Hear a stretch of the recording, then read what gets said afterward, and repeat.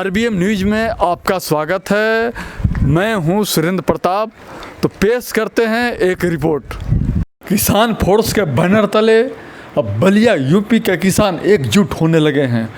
2 अक्टूबर को महात्मा गांधी एवं लाल बहादुर शास्त्री के जन्म दिवस के मौके पर बलिया के रतसर कस्बे में किसान फोर्स ने पैदल मार्च निकालकर एक और जहां किसानों को जगाने का काम किया, वहीं सरकार व प्रशासन को यह साफ संदेश भी दिया कि उन्हें कोई भीख नहीं बल्कि सरकारी योजनाओं का लाभ चाहिए। सिर पर पगड़ी व हाथों में लाठी से लैस होकर किसान फोर्स के कार्यकर्ताओं ने जब गगनभेदी नारों के बीच पैदल मार्च निकाला तो सबके मन में एक ही सवाल था कि आखिर किसान फोर्स की मंशा क्या है। क्या किसानों का यह आंदोलन कहीं नक्सली आंदोलन की तरह उग्र रूप तो नहीं लेगा।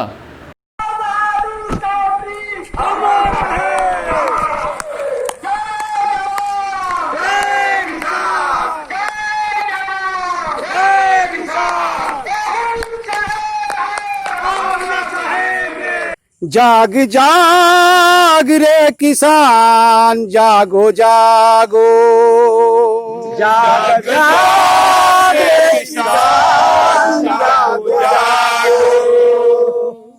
जाग जाग रे किसान जागो जागो, जाग जाग रे किसान जागो जागो। नींद से जागो, नींद से जागो, नींद से जागो, नींद से जागो, अरे नींद से जागो, नींद से जागो, नींद से जागो, नींद से जागो।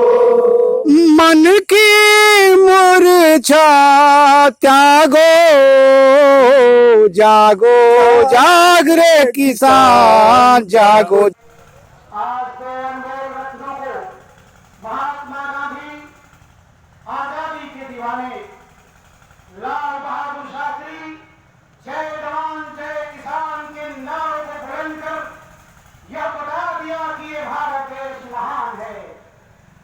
आज फख्र से कहना पड़ता है कि आज उस भारत देश में हम हैं जिस देश में गंगा बहती है, जिस देश में अनेक नदियां अपने खेत खलिहानों को सींचती हैं और फसलें पैदा करती हैं।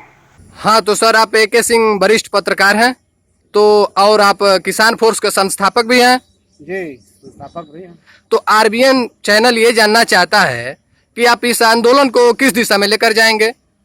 सबसे पहले तो आप समझ लें जी कि ये किसान का आंदोलन है। जी जी लेकिन ये आंदोलन उग्र रूप नहीं लेगा। जी सर। आप लाठी और पगड़ी से मत समझिएगा कि ये उग्र रूप लेने जा रहा है। जी। ये इसकी दिनचर्या है, जीवन साथी है। ये लाठी नहीं, जीवन साथी है। जी। और इस प्रकार से लेकर के चलता है खेतों में। जी। तो इसका मतलब ये नहीं लगाया जाए, हाँ। भ्रम की स्थिति न पाली जाए जी कि यह कोई उग्र लेगा। हमारा उद्देश्य जो है किसानों के बीच जागरण करना इसलिए है कि वो सहकारी खेती पर आए। जी क्योंकि सरकार कोई भी होगी वो देने नहीं जा रही है, कुछ देगी तो दूसरे तरफ से टैक्स बढ़ा के ले लेगी। जी। अगर 100 रुपए बढ़ाएगी तो डीजल पर और कीटनाशक दवाओं पर, खेत पर जो है कुछ बढ़ा देगी और सब्सिडी जो है घटा देगी और उस तरह से अपना मेकअप कर लेगी। जी। तो इस तरह किसान कब तक रोता रहेगा। जी। तो ये विचार आया कि इन किसानों को सहकारी खेती की तरफ क्यों न जो है मोड़ा जाए। जी। जो कच्चे माल पैदा करता है जी। वो चला जाता है अपना औने पौने दाम की, इसको व्यापारी खरीद लेता है। जी। तो इसको क्यों ना जो है यहीं रोक करके वही काम तो वो करेगा ना। जी। एक पूंजीपति भी क्या करता है, चने से बेसन बनाता है, फिर उसका भुजिया बनाता है, पैकेजिंग करता है और उसको बेच देता है। जी। तो उतना काम तो किसान खुद कर सकता है गांव में। जी गांव सर। के जो रोजगार के लिए जो लड़के जो है बाहर शहरों में जा रहे हैं और फिर शहरों से पलायन हो रहा है और फिर शहरों से वापस भगाया जाता है, जैसा कि आपने तो कोरोना में देख भी लिया। जी। तो सवाल ये पैदा होता है कि इनको यही क्यों नहीं जो है, जब नौकरी नहीं दे सकती सरकार तो सहकारी खेती को एक कार्यपालिका क्यों नहीं बढ़ावा देती है। कार्यपालिका को हमको जगाना है जी। कि ये कार्यपालिका यानी हमारे ब्लॉक स्तर से लेकर के जिले स्तर तक जितनी भी हमारी योजनाएं जो ग्राम की आई हुई हैं उस ग्रामीणों तक पहुंचाई जाएं और उसको जो है अपना जोड़ दिया जाए एक सहकारी खेती से और कच्चे माल को बनाया जाए, यहीं पर उसका उत्पाद बनाया जाए। फिर उसका महिलाओं मिल करके उसका क्या करेंगी, उसका पैकेजिंग तो यही हो सकता है जी। हमारे युवा क्या करेंगे, उसको जो है मार्केटिंग करेंगे। तो ये दाम जो मिलेगा इससे क्या होगा, रोजगार भी हल होगा। ये उद्देश्य इसका है। इसके भड़काऊ में मत सोचिएगा कि जो है करके रेल रोकोगी या चाहे इसका उद्देश्य जो है कहीं सड़क रोकना या किसी का तोड़ फेड़ करना, क्योंकि जनता का इसमें नुकसान होगा ना जी, जनता का नुकसान होगा। तो जनता का नुकसान हम क्यों करेंगे। और दूसरी तरफ हम जानते हैं कि अगर हमारे किसानों को आज कह दें कि हम पैदावार जो है नहीं करेंगे तो इसमें आम जनता भूखे मर जाएगी, क्योंकि अपने खाने भर का तो किसान पैदा कर लेगा। मान लीजिए कल्पना करिए कि हम बेचने के लिए जो है धान और गेहूं जो अधिक से अधिक जो है खाद डालकर पैदा करते हैं, वो न करके और अपने गोबर और ऋतु से थोड़े से पैदावार अपने खाने भर का कर लें, देश का किसान ये ठान ले और उसके बाद से जो है अपना पैदावार अपनी न दे, तो सोचिए अपना देश के अपना जवान जो सीमा पर लड़े हुए हैं क्या वो भूखे लड़ेंगे। क्या 130 करोड़ की जनता जो है अपने ही बताइए कि भूखे मरेगी कि नहीं मरेगी, मरेगी। तो फिर विदेशों पर निर्भर रहना पड़ेगा जी। तो क्या ये कार्य किया जाए, सरकार हमें मजबूर न करे, इसलिए अपनी योजनाओं को यहाँ लागू करें और ले आकर के गांव गांव में जाए। वीडियो जो है वहां रहते हैं, अपने ब्लॉक पर बैठे रहते हैं, जिले के जो अधिकारी बने हुए हैं, उनको गांव में आकर के जो है कौशल विकास कौन सिखाएगा। सरकार की जो योजना कौशल विकास हवा में चलेगा जी। उसको आकर के कम से कम दे और देने के बाद जो है किसानों को जगाए, उसके बाद तो किसान आगे बढ़ेगा और देश आगे बढ़ेगा। सवाल ये पैदा होता है, इसलिए भ्रम में मत रहिए आप।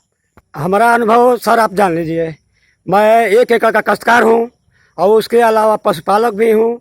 तो खेती का भी वही है, जब पैदा करते हैं उसमें 8 से और क्या नाम है 15 कुंटल तक गेहूँ होता है 1 एकड़ में। उसमें हम अपने को रख लेते हैं 5 कुंटल और 10 कुंटल जब बेचते हैं तो उसका औने पौने दाम क्या होता है, 20-25 हज़ार रुपया होता है। उसके बावजूद हम कृषि पालक भी करते हैं, कृषि पालक का भी वही हाल है। दूध हम मार्केट में ले जाते हैं तो औने पौने दाम पर दूध बिक जाता है। उसमें हमारे परिवार के 3-4 सदस्य लगे हुए हैं। मैं श्रम काफ़ी करता हूँ, उसके बावजूद ही आप बताइए मैं श्रम का दाम नहीं लूँगा तो मेरा काम कैसे चले। किसान फोर्स अनुशासित है, उग्र रूप नहीं लेगी। ये लाठी नहीं है, जीवन साथी है। पशुओं से सामना करना पड़ता है।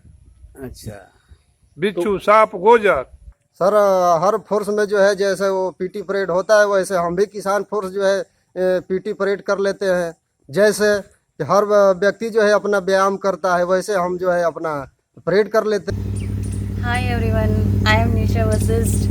आरबीएम न्यूज़ चैनल को ज़्यादा से ज़्यादा सब्सक्राइब करें, कमेंट्स करें, शेयर करें। आरबीएम न्यूज़ चैनल हमेशा सच के साथ।